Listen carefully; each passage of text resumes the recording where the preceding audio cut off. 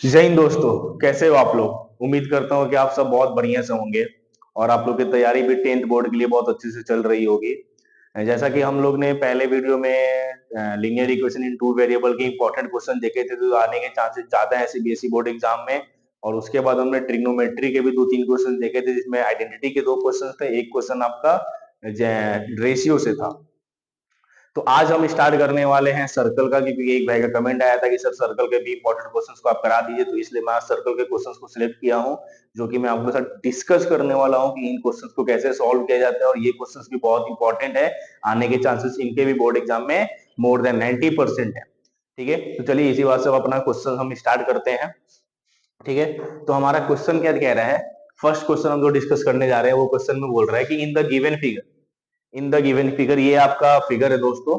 In the given figure from a point P, to tangents PT and PS, to tangents PT and PS, यहाँ पे P है, ये T रहा, यहाँ S है, ये तो ओ सेंटर है। Two tangents PT and PS are drawn to a circle with centre O such that angle SPT equal to 120 degree. ये पूरा का पूरा एंगल कितना दिया है, ये पूरा का पूरा एंगल आपको 120 डिग्री दिया हुआ है।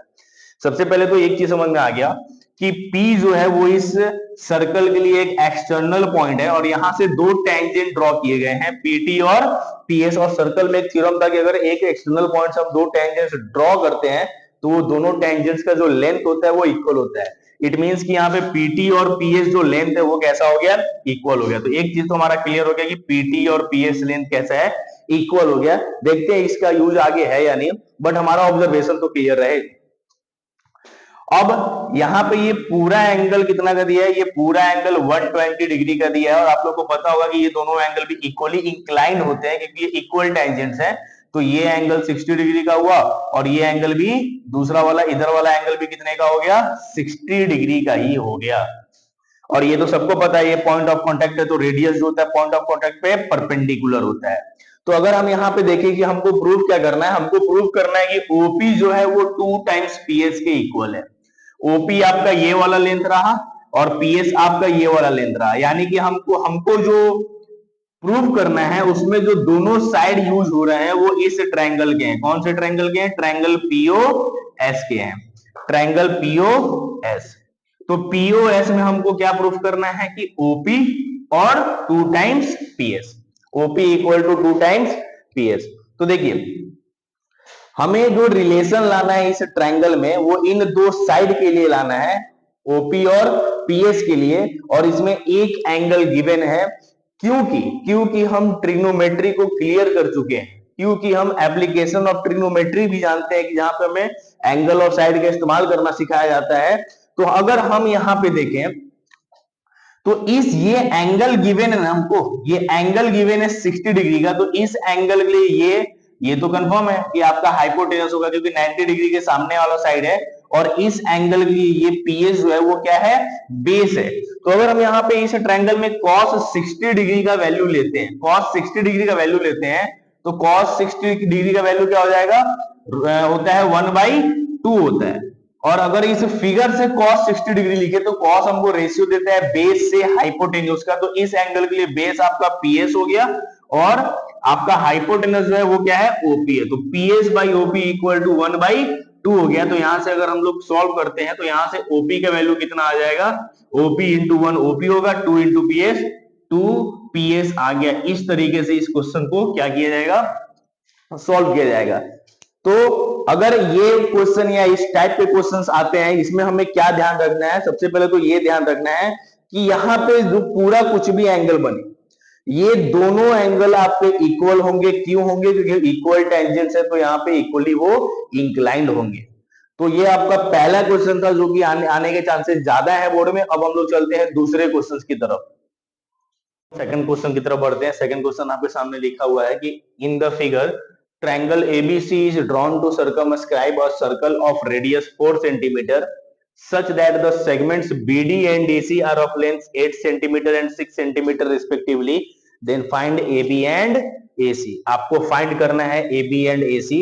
और आपको दिया क्या हुआ है, दिया ये हुआ है कि ये सर्कल का जो रेडियस है, रेडियस वो आपको 4 सेंटीमीटर दिया है। इट मींस अगर हम फिगर में देख पा रहे हैं आप, तो ये ओ सेंटर है, डी पॉइंट ऑफ कॉन्टेक्ट है, यानी कि यही ओडी जो लेंथ हुआ वो रेडियस हुआ, तो ये आपको 4 सेंटीमीटर दिया है।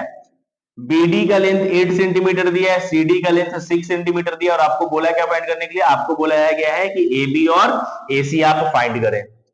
तो बहुत सिंपल है। सबसे पहले तो हम क्या करते हैं ना, सबसे पहले तो हम ये करते हैं कि इस सेंटर को हम सारे वर्टेक्स से, जितने भी हमको पॉइंट दिखाई दे रहे हैं, वर्टेक्स दिखाई दे रहे हैं, सबसे क्या करते हैं, कनेक्ट कर देते हैं, सबसे ज्वाइन कर देते हैं। ज्वाइन कर देते हैं। क्यों ज्वाइन कर रहे हैं अभी मेरे को बिल्कुल नहीं पता, ज्वाइन क्यों कर रहे हैं अभी हमको बिल्कुल नहीं पता, लेकिन हमको लग रहा था कि कुछ तो मिलेगा, तो हमने क्या किया, इस सेंटर को सारे वर्टेक्स से हमने क्या कर दिया, ज्वाइन कर दिया। जैसे कि इस साइड बीसी में हमारा पॉइंट ऑफ कांटेक्ट जो है, जो सर्कल को टच कर रहा है वो डी है, वैसे ही सर्कल तो एसी के तरफ भी टच कर रहा है, वैसे ही सर्कल तो एबी के तरफ भी टच कर रहा है, तो इधर भी पॉइंट ऑफ कांटेक्ट होगा। तो मान लेते हैं कि ये आपका जो पॉइंट ऑफ कांटेक्ट है वो ई है, और ये आपका पॉइंट ऑफ कांटेक्ट जो है वो एफ है, और जब इसको यहां से मिलाएंगे तो ये भी परपेंडिकुलर होगा, इसको यहां से मिलाएंगे ये भी परपेंडिकुलर होगा, ये भी 4 सेंटीमीटर का होगा और ये भी 4 सेंटीमीटर का ही होगा। क्यों? क्योंकि ओई और ओएम भी रेडियाई है, और रेडियस तो आपका 4 सेंटीमीटर दिया हुआ है। आइए दोस्तों, तो अब हम देखते हैं कि कैसे हमको निकालना है ए बी और ए सी।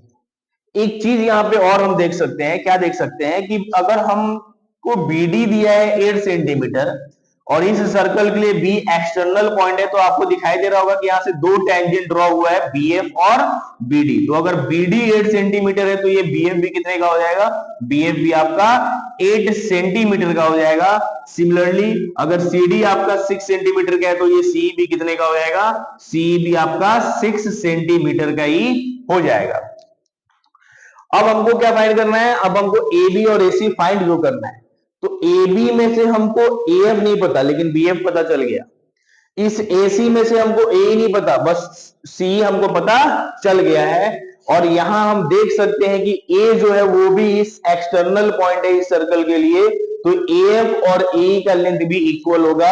अगर ए एफ 10 सेंटीमीटर का तो ए 10 सेंटीमीटर का, अगर ए एफ 20 सेंटीमीटर का तो ए भी 20 सेंटीमीटर का। लेकिन हम ऐसा कैसे बोल सकते हैं कि 10 सेंटीमीटर का होगा वो 20 सेंटीमीटर का होगा, हमको तो पता ही नहीं है, वो तो कुछ भी हो सकता है, 5 6 7 कुछ भी। तो हम अभी फिलहाल उसको क्या मान लेते हैं, हम उसको x सेंटीमीटर मान लेते हैं।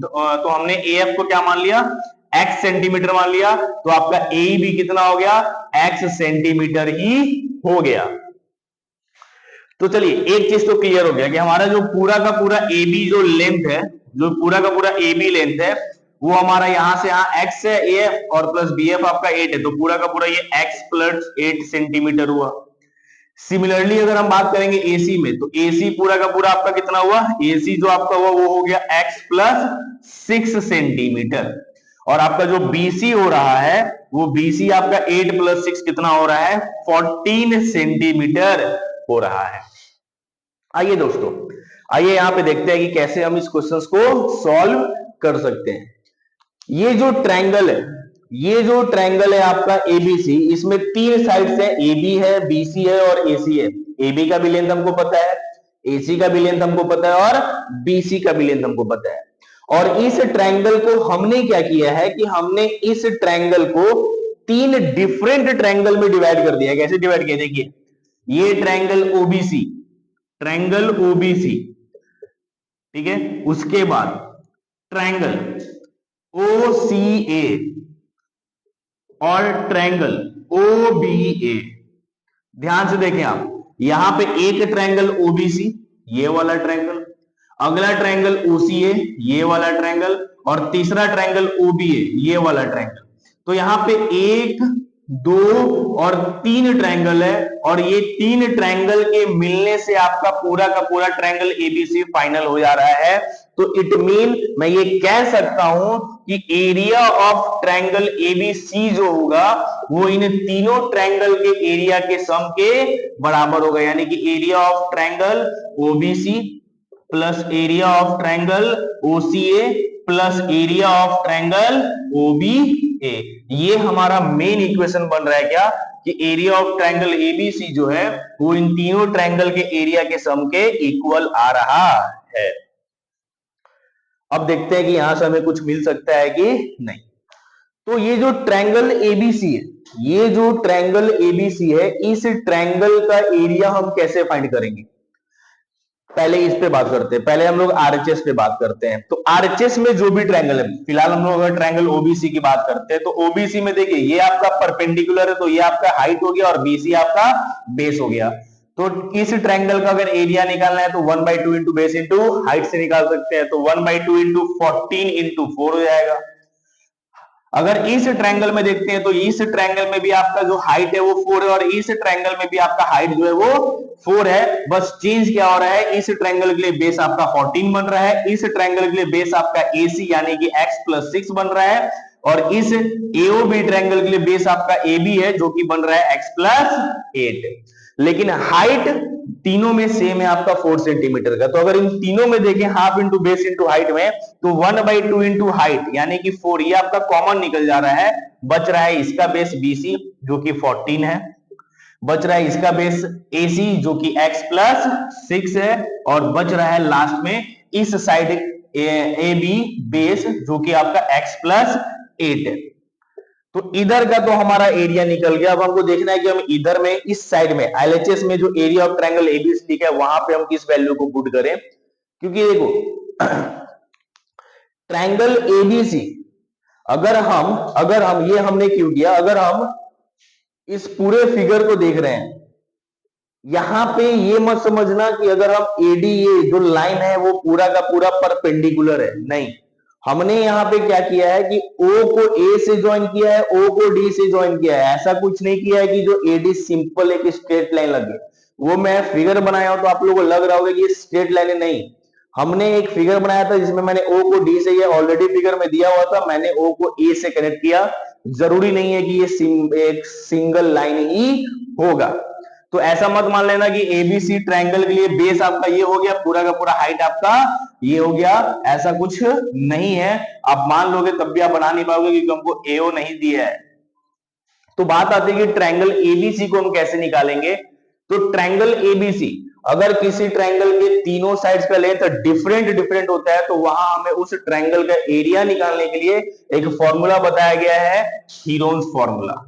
एक फॉर्मूला बताया गया है, कौन सा, हीरोन्स फॉर्मूला, जिसके यूज से हम उसका एरिया निकाल सकते हैं। तो अगर आप हीरोन्स फॉर्मूला का यूज करके इसका एरिया निकालोगे तो इधर भी आपका आ जाएगा। अगर आपको याद होगा तो हीरोन्स फॉर्मूला का एरिया होता है √S into S minus A into S minus B into S minus C, जहां पे S का मतलब होता है semi perimeter, it means half perimeter जो निकलता है A plus B plus C by 2 से। तो इस केस में जब आप S निकालोगे तो इन तीनों का सम डिवाइडेड बाई 2, तो तीनों का जब सम करोगे तो x प्लस x 2x हो गया, 8 प्लस 6 14 हो गया, प्लस 14 28 हो गया। तो 2x प्लस 28, 2x प्लस 28 तीनों का सम आ रहा है, उसमें से 2 कॉमन लेंगे तो x प्लस 14 आ जाएगा, होल डिवाइडेड बाई 2 करेंगे तो 2 कैंसिल, बचेगा कितना, x प्लस 14।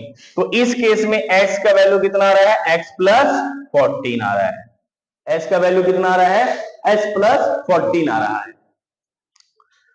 थोड़ा सा डिस्टर्ब, तो क्वेश्चन हमने डिस्कस किया आज इस वीडियो में। नेक्स्ट वीडियो जब मैं डालूंगा उसमें सर्कल के कुछ और क्वेश्चन हम लोग डिस्कस करते हुए नजर आएंगे।